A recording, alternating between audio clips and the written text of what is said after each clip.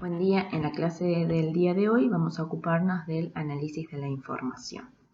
Cada que nosotros necesitamos conocer a fondo un tema, lo primero que hacemos es definir el tema que queremos conocer. Una vez que definimos el tema que queremos conocer, empezamos a plantearnos preguntas sobre qué aspectos queremos conocer específicamente de ese tema. Entonces ahí recurrimos a un banco de datos, a las entrevistas, a la exploración empírica, con el objetivo de recolectar información sobre ese tema en específico. Una vez que tenemos esa información, lo que tenemos que hacer es analizar la información para después presentarla de modo tal que alguien más pueda enterarse de la información o de la investigación que cada uno de nosotros realizamos. Seguramente han visto todo el día y todos los días estos gráficos tanto en la tele como en internet. Gráficos que representan los casos de coronavirus en la Argentina y en todo el mundo, que es justamente la razón por la cual el día de hoy no podemos asistir a clases. Este tipo de gráficos hoy en día es muy común y lo vemos en la tele y lo leemos en internet. Y cuando miramos este gráfico podemos concluir o podemos analizar cada uno de esos gráficos sin mayores inconvenientes. Por ejemplo, si leemos el mapa de la Argentina que está pintada de distintos colores, tranquilamente donde dice Santa Fe sabemos que lo que se representa ahí son dos casos. Si leemos Ciudad Autónoma de Buenos Aires, sabemos que hay 65 casos, en Buenos Aires sabemos que hay 44 casos, o sea, mirando simplemente el gráfico obtenemos o podemos leer la información que nos están queriendo comunicar. Bien, también otro tema que de lo que nos estamos ocupando y que nos interesa, que nos preocupa, es del dengue en la Argentina. Lo mismo que con el coronavirus, nosotros vemos en los canales de información, vemos este tipo de gráficos. No tiene mucho texto, pero tranquilamente nosotros lo podemos leer sin mayor texto de apoyo. O sea, mirando el mapa de Corrientes, sabemos que en Capital hay 146 casos, en Paso de la Patria hay 3 casos, en Itatí hay 3 casos, en Itaibatea hay 1 caso, en Bellavista hay 2 casos y así vamos leyendo la información de cada uno de los departamentos de la provincia de Corrientes. No necesitamos texto de apoyo, sino mirando simplemente el gráfico podemos tranquilamente informarnos acerca de la enfermedad del dengue en Argentina. Estos gráficos que nosotros hemos visto en los distintos medios de comunicación son lo que en matemáticas se conoce como gráficos estadísticos. Y existen varios tipos de gráficos estadísticos y cada uno de ellos representa una información en específico. Los tipos de gráficos que vamos a trabajar hoy es el diagrama de barras, diagrama de sectores o gráfico de torta, histogramas, pictogramas, pirámides de población y cartogramas.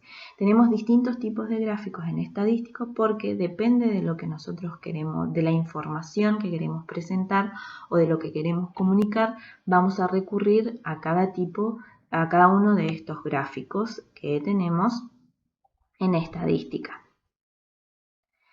El diagrama de barras es el que se utiliza para representar variables cualitativas o variables discretas, es decir, los datos sin agrupar.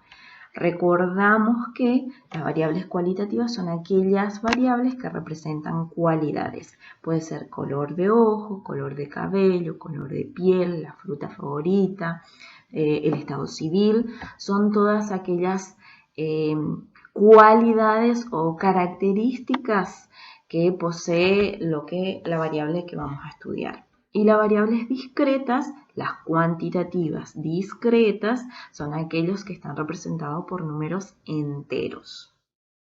Si recurrimos al plano cartesiano, en el eje de la X vamos a ubicar la variable cualitativa o los valores de la variable discreta.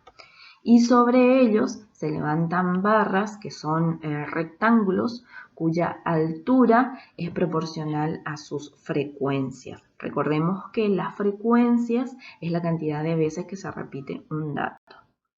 Si se unen los extremos superiores de las barras con una línea poligonal, se obtiene lo que conocemos como polígono de frecuencias. Acá tenemos un ejemplo que es el punto 1 de las actividades que ustedes realizaron en clases anteriores.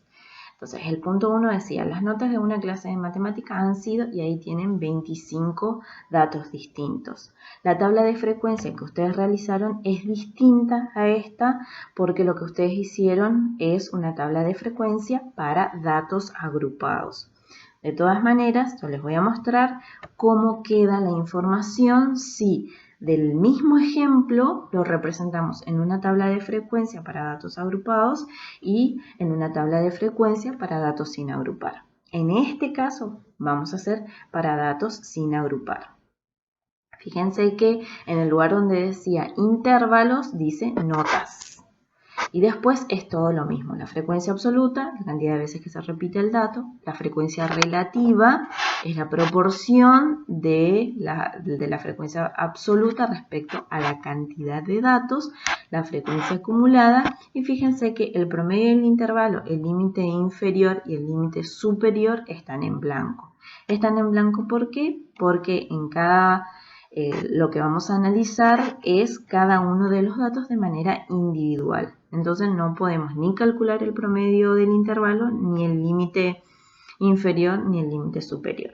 Cuando presentamos este tipo de información, el gráfico que utilizamos para representarlo es el diagrama de barras o el gráfico de barras, que representa individualmente cada una de las notas en este caso. Fíjense que tenemos en el gráfico, ¿sí?, dos alumnos que obtuvieron la nota 1, dos alumnos que obtuvieron la nota 2, ningún alumno obtuvo 3, 3 alumnos obtuvieron 4, 5 alumnos obtuvieron 5, 6 alumnos obtuvieron 6, 3 alumnos obtuvieron 7, 2 alumnos obtuvieron 8, 2 alumnos obtuvieron 9 y ningún alumno obtuvo 10. Toda esa información que está en la tabla de frecuencias está volcada en ese gráfico. Entonces, fíjense también que están representados con colores distintos. El primer color corresponde al primer intervalo que ustedes hicieron en la clase anterior. El segundo al segundo intervalo, el tercero al tercer intervalo, el cuarto color al cuarto intervalo y el quinto color al último intervalo. Es simplemente para que puedan diferenciar que dependiendo de lo que queremos dar a conocer, vamos a representar de una manera o de otra. El polígono de frecuencia une las partes más altas de cada una de las barras en una poligonal y eso es un polígono de frecuencia. Histograma de datos agrupados o el histograma se utiliza para representar datos agrupados. Se utiliza con variables continuas o variables cuantitativas continuas. Recuerden que tenemos dos tipos de variable. La variable cuantitativa discreta y la variable cualitativa continua. Entonces, el histograma se utiliza para representar variables continuas o que estén agrupadas en intervalo.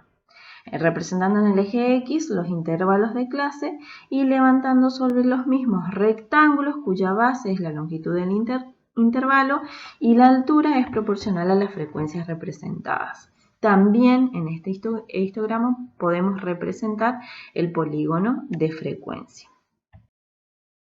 Acá tenemos el ejemplo que ustedes hicieron en el punto 1, el mismo ejemplo que estuvimos viendo recién, que es del punto 1 del trabajo práctico que ustedes resolvieron hasta la clase pasada. Ahí tenemos la tabla de frecuencia así como ustedes lo hicieron. Y tenemos además un histograma que representa esta tabla de frecuencia.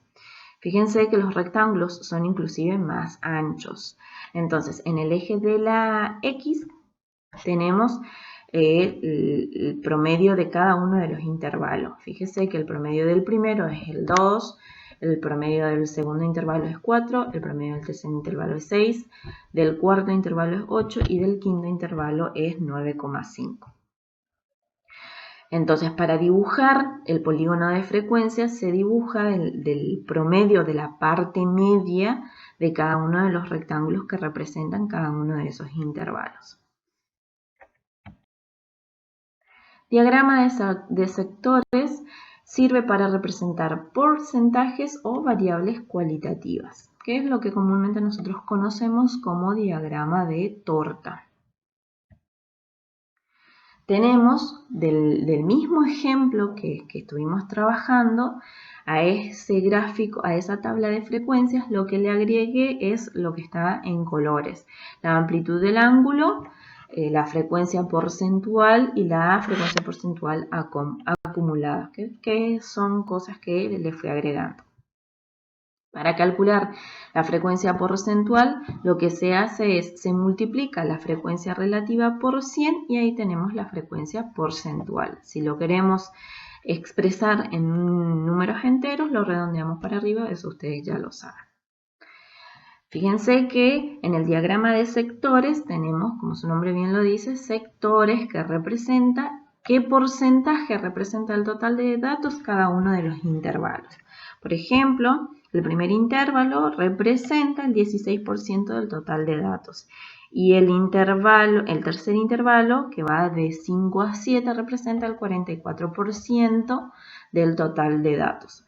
Para graficar esto, lo primero que hay que hacer es, por supuesto, con el compás se realiza el círculo. Cuando se dibuja el círculo vamos a tener un punto marcado que se llama origen del círculo o el centro. Entonces trazamos una línea un radio, el radio va desde el centro de la circunferencia hasta cualquier punto de la misma. Entonces trazamos un radio y sobre ese radio vamos a medir los ángulos que corresponden a cada uno de los sectores que estamos representando. Por ejemplo, en el primer intervalo vamos a graficar un radio. Sobre ese radio vamos a medir un ángulo de 58 grados. Esa va a ser la amplitud del ángulo que tiene ese sector. ¿Se entiende? ¿Cómo sabemos que es de 58 o cuántos grados tiene que tener la amplitud del ángulo de cada sector? Lo que hacemos es multiplicamos la frecuencia relativa por 360 y lo redondeamos para arriba. Al hacer este redondeo, el último intervalo le va a faltar 1 o 2 grados, eso es normal porque no podemos dibujar tan exactos. ¿Se entiende? Pictogramas. El pictograma sirve para representar de manera explícita una información. ¿Qué significa eso? Que los gráficos representan el dibujo o la variable en estudio. Por ejemplo, si lo que estamos estudiando es la colección de libros en cada biblioteca, directamente se representan con libritos. O si estamos estudiando los árboles plantados a lo largo de un año, lo representamos directamente con arbolitos. Es un tipo de gráfico que no se utiliza tanto. Pirámide de población se utiliza para representar edades de una población para diferenciar las edades de varones, las edades de los varones de las mujeres. Entonces lo que se hace acá es, se utiliza dos histogramas, pero cambiamos al eje Y por el eje X. Las pirámides de población representan dos datos, ya sea si vamos a estudiar la edad de varones y de mujeres. Acá tenemos un ejemplo de pirámide de población. Fíjense que representa de un lado el porcentaje de mujeres y del otro lado el porcentaje de hombres. Cartogramas. Son gráficos realizados sobre mapas en los que aparecen indicados sobre las distintas zonas, cantidades o colores de acuerdo al carácter que se representa. Y lo vimos muchísimo, lo vieron muchísimo estos días con el tema del coronavirus. Entonces, estos mapas que nos representan los casos de coronavirus en el mundo es lo que en estadística se conoce con el nombre de cartogramas. Espero que les haya servido. Cualquier consulta, cualquier inquietud, saben que estoy acá, pueden preguntar. Una vez que hayan disipado sus dudas, seguimos con las actividades prácticas.